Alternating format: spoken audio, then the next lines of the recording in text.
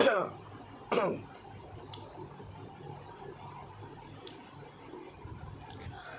what's up guys? One Cook here, and today I'm being released as a guys video today. Reaction video for sorry, reaction video for you guys. I'm going to react into Jason X 2001 Kid Count Origin reaction or Reupload reaction. Yep, Reupload. So yeah, I'm going to react to it again. This is Reupload one. So yeah. And I'm not gonna talk that much, so let's just react to that video. Why not?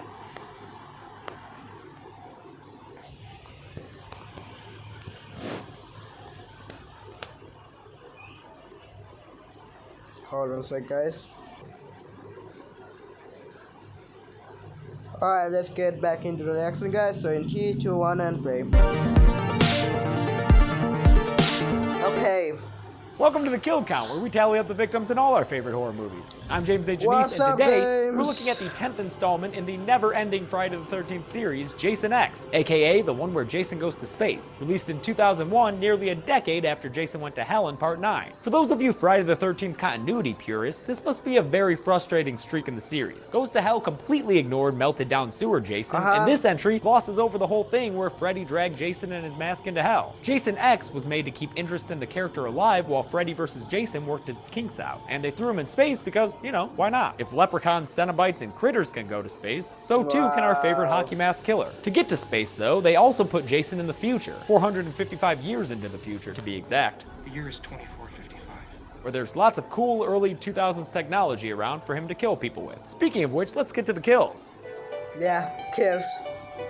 While most of the movie takes place in 2455, Jason X begins in the near future year of 2010. There, Jason is being held for study at the Crystal Lake Research Facility and being watched over by my good friend Leo Camacho. While our heroine Rowan wants to kill off Jason for good, a greedy scientist, played by David Cronenberg, intends to keep Jason alive because he's useful. His unique ability to regenerate lost and damaged tissue, and it cries out for more research. It's to no one's surprise when he goes to check on Jason and finds the corpse of Private Johnson instead, giving us our first kill 6 minutes in. Gotta love that name, Private Johnson. Really hope his first name was Richard. Get it? Like Dick? What follows is an action sequence in which Jason kills, like, 4 guys, I think? Let's see. He whacks one dude in the head, sure, that looks like it could kill him. Those helmets don't look all that thick, and Jason is a thrice-over zombie by now. The next guy he grabs by the neck, and I think he uses him as a body shield, so I'll say grunt number 2 was choked and shot to death. Third grunt gets a chain wrapped around his neck, and while I think someone could survive that, if the humongoloid cook in Jason Takes Manhattan counts as a death, then I'll count this guy as dead too. And then the fourth guy there gets smacked in the face. Seems like no one else is in the room, so I'm assuming that this guy was the same dude that Jason threw the second soldier into. I'm not entirely sure, but in all honesty, guys, it doesn't matter. It really doesn't. Cronenberg tries to run away, but gets a spear through the back instead. Truly now, the killer has become the killee.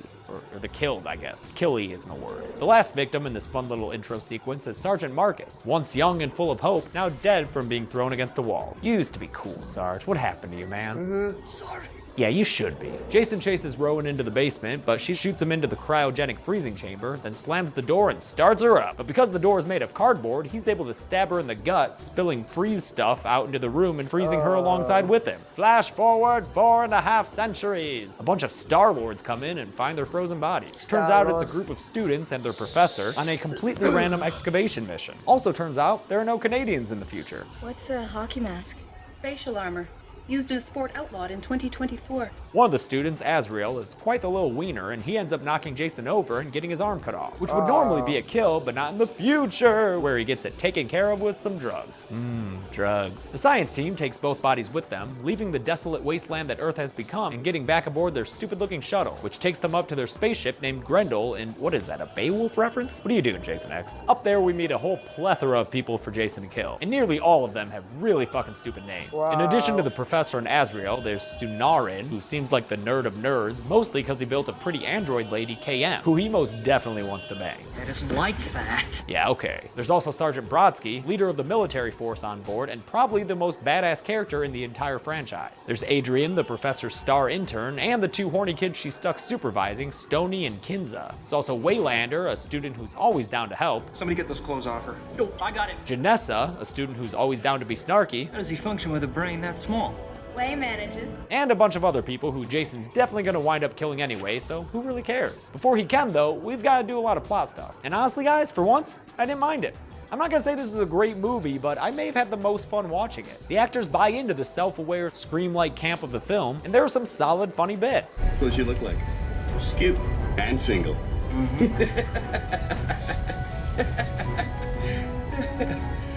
I'm so lonely. Sure, everything looks like a Red Alert 2 era video game, but it didn't bother me how long Jason was incapacitated. While he's under the knife, the science team repairs Ezreal's arm and revives Rowan using nanobots, which apparently can also fashion modesty chainmail. And although the professor gets kinky with Janessa as she tries to earn an A, You pass! Stoney and Kinza just have regular old vanilla PG-13 sex. It's still hot enough to stir Jason awake though, who apparently uses orgasms as alarm clocks. Jason gets right to work with one of the best kills of the series. Adrian has been doing science stuff on Jason, even feeling some sympathy for his horrible face. Oh, poor baby.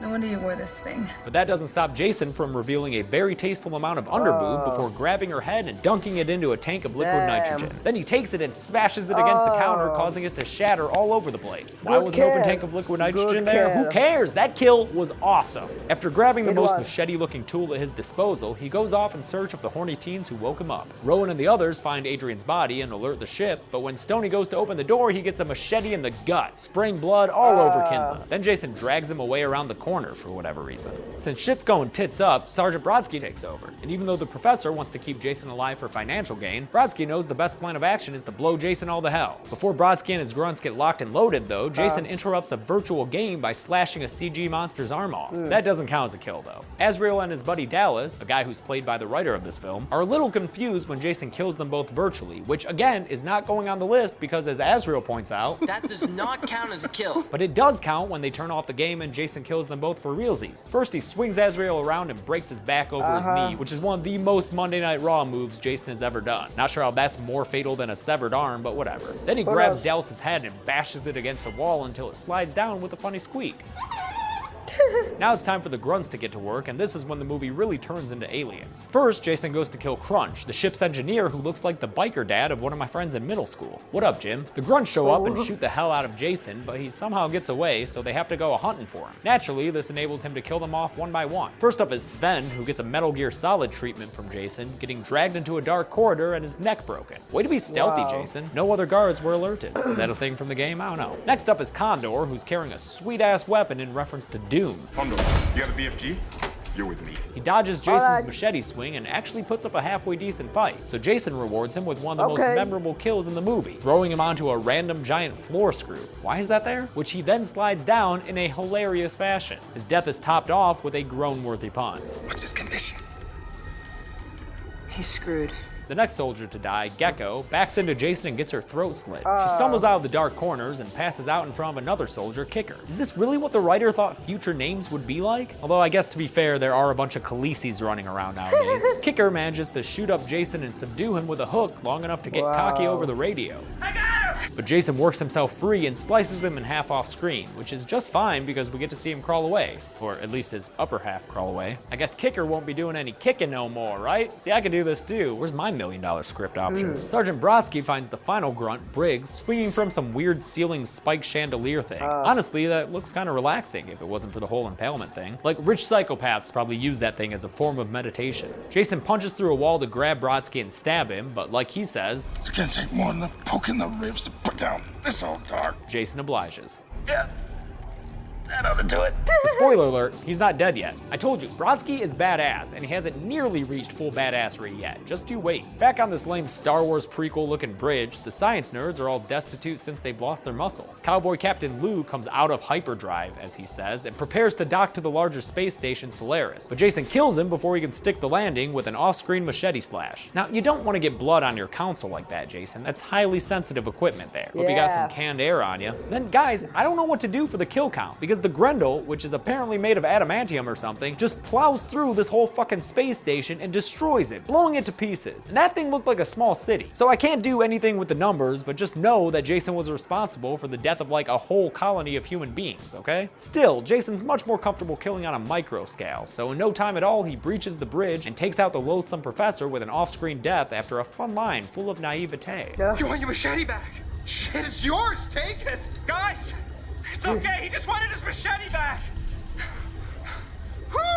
Yeah, No. Doc, what do you think he wanted his machete back for? Yeah. What are machetes even used Idiot. for? Clearing shrubbery? What's it gonna do? Clear some space shrubs? The rest of the movie is a standard dwindling party situation, but most of the party is actually fun to watch. For instance, all you Sunar and KM shippers finally get your wish when they have a little man-on-android makeout sesh. And Sergeant Brodsky returns after Rowan finds him, and he's gonna bring so much badassery to this movie, I promise. Just wait. While you're waiting, enjoy some body parts. Crunch and Waylander sure do when they find Lou's arm and other assorted giblets strewn about the cockpit. Crunch asks for seconds, so Jason gives him the professor's head, showing it off like a proud kid unveiling his science fair project. Then Jason kills Crunch by slamming him a bunch of times into electrical stuff. Classic Jason. Get rid of power and kill a person at the same time. He's so efficient. This whole situation ends up being a little too much for Kinza to handle, so she freaks out, locks everyone else out of the shuttle, and attempts to pilot it away on her own. The only problem? No, Kinza, no, the fuel lines are still attached! Oh, that's okay. I'm sure it won't affect things that... Oh, never mind. She blew up there. Gotta give more props to the Grendel's construction team, though. Yeah. That thing didn't even get scratched. What is that thing made out of? We're down to just a Who few knows? survivors when Jason shows up again, so what happens now? Now basically we die. Not so fast, Janessa. Sunarin uses his nerd powers to make some upgrades to KM, and now that she looks like a kinky sex bot, she's ready to shoot the shit out of Jason. Oh, I'm sorry, she actually shoots the ever-living shit out of him. It's a delightful sequence of fembot kickassery, and Brodsky even jumps in for a hot second. It ends with KM literally blowing Jason to pieces one by one. It's really quite enjoyable, so just here. Yeah, watch some more. Ooh. Now, I know what you're thinking. James, we just watched Jason's head explode like a watermelon at a Gallagher 2 show. Surely, he's gotta go on that list. But guys, you're forgetting one thing. Nanobots. As the survivors call another ship to come rescue them, because the Grendel is finally starting to show its age, those pesky nanobots detect Jason's body and try to repair him. When there's not enough body tissue available on account of KM, blowing it all away, the nanobots make do with synthetic material, and thus we get Uber Jason. That's what his name is. It's Uber Jason. Yeah. Is it ridiculous or badass? I think a little bit of both, which makes it right Yeah. at home in this movie. Uber Jason's first I act like- is to decapitate KM, Well, I like who's still this functional Jason. as just I the don't know head, why. leaving Sonarin looking like Al Snow for the rest of the movie. Then, while the rest of the survivors escape to the more stable part of the ship, Waylander sacrifices himself to blow the charges they set, separating the ship and presumably killing Jason. But obviously, he didn't kill Jason. After a moment of respite, Jason magically punches a hole into the ship, creating a vacuum into space. It rips a vent off the floor, spelling certain doom for Janessa, who makes sure to get one last quip in before she goes. Oh, this sucks on so many levels! She gets sucked against the grate, leaving only a few strands of Janessa meat behind. Actually, now that I look at it, that kind of looks like some bacon. The final 3.5 survivors escape into, what, another part of the ship, I guess? To wait for the rescue ship to show up and slip it to the Grendel. Brodsky goes out and does a spacewalk to fix some 2001 looking panel, and when Jason tracks everyone down, they slow him down by booting up the old VR machine and creating a virtual reality Camp Crystal Lake. The simulation even includes 2 bubbly Airsats campers interested in Jason's favorite things. You want a beer? Or do you want to smoke some pot? Or we can have premarital sex. Wow.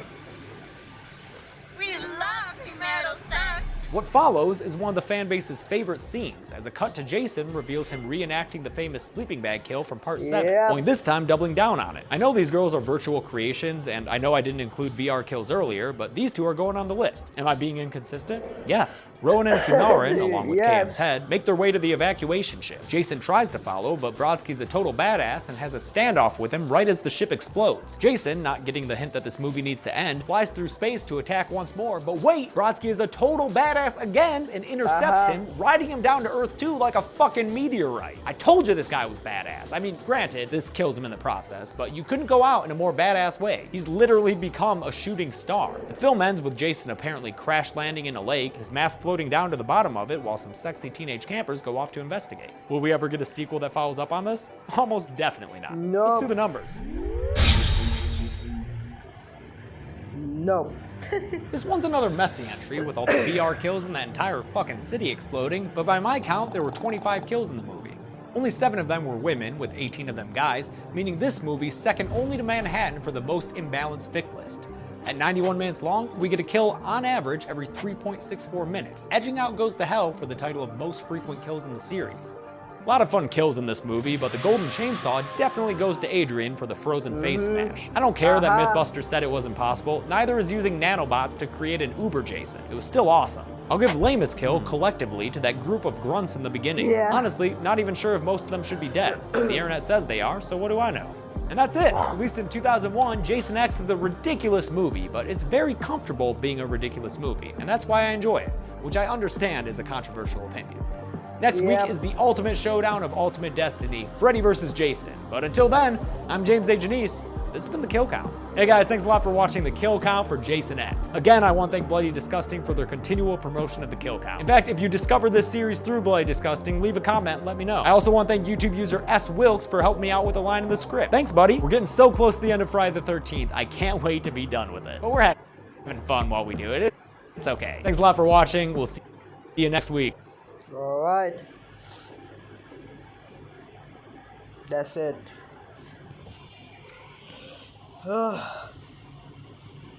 That's it, guys, and hope you guys enjoyed this one. Enjoy this kill count, and I'm done now, and I'm going to end the recording now. And the rating, I'm gonna give it 10 out of 10 because I don't know, I just like Jason X. I don't care. Controversial, yes, but I don't care. So yeah. So yeah. I'm still sick, by the way. Alright? I'm still sick.